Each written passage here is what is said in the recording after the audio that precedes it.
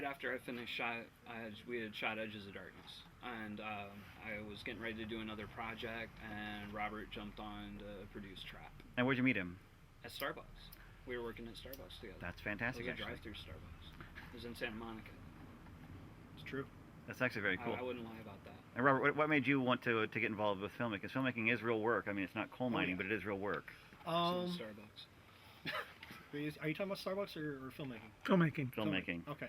Well, honestly, I mean, I kind of got into it sort of in baby steps. I started doing storyboarding and kind of started learning how to do special effects art.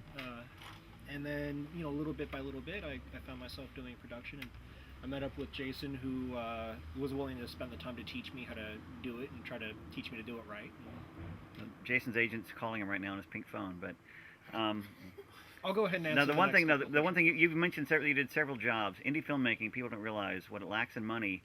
You have to make up with creativity, meaning everyone has to wear multiple hats. How many hats did you wear in this film, Jason? Me? You. Oh. Well, I wrote the script, directed it, along with the producers. We helped break down the script, organize it, cast, crew. I carried stuff. Did location scouting with me? Did location scouting. Camera. Yeah. Oh yeah. I was the main camera operator. In fact, you acted in it as well. I acted in it as well. And you edited? I did edit it. Yeah. I also did a lot of.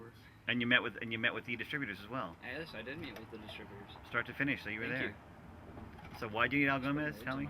You're putting words in my mouth. Came from Trap. I made Trap a few years back, and it turned out really good. Like, I feel like up to that point it was my best work.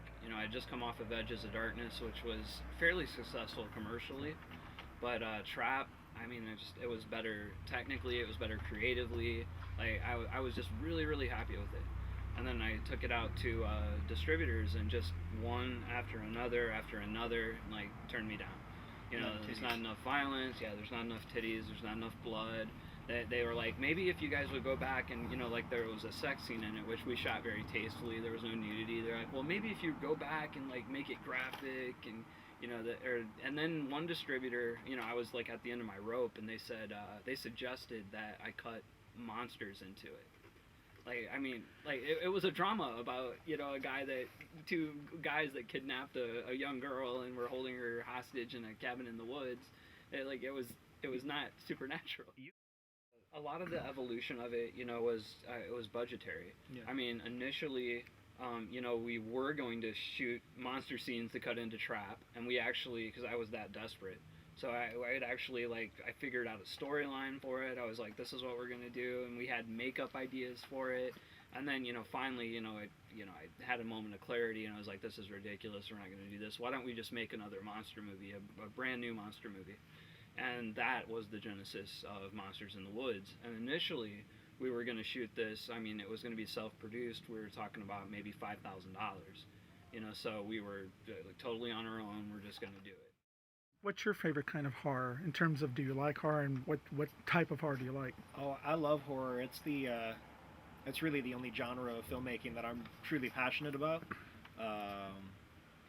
And I mean, there are little parts of me that love something different about every genre or subgenre. Like, for example, there's part of me that really, really obsesses over the intellectual style horror, like your Silence of the Lambs. But then, I can't lie, I love, a good blood splattering, zombie, or, just guts. And I mean, I'm an effects guy at heart, so that's my passion. That's my, like, I see those things. It's like, oh, how'd they do that? Like, Monsters in the Woods on a general, like, idea level, isn't the most original idea. It's film crew in the woods getting hunted down by monsters. Like, that's not really that interesting to me. But what makes it interesting is the way that I tell the story. I have a first act told from the perspective of the behind the scenes crew, a found footage kind of thing, but I had no interest in doing an entire movie as found footage. I just wanted a different way to introduce characters and to do all that, like, kind of boring first act stuff, but do it in a different way. And what's an easier way to get to know a character than to stick a camera and ask them questions? It's just a different thing. And then, our first act and our second acts are running concurrently, and then, they're coming together to move into the third act, which is, that is what made it exciting for me.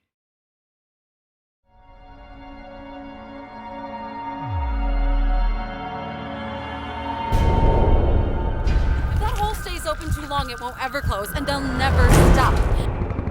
My girlfriend, she's shooting a movie right now. Her people, they ain't ready for this. I made a good movie, and the distributors tell me they needed more sex and they needed more violence to sell it. Is somebody gonna call cut? Action. You know it, baby.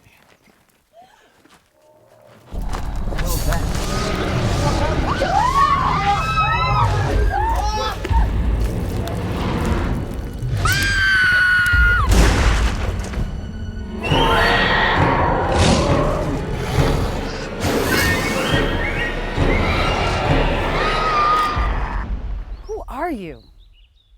I'm an actor.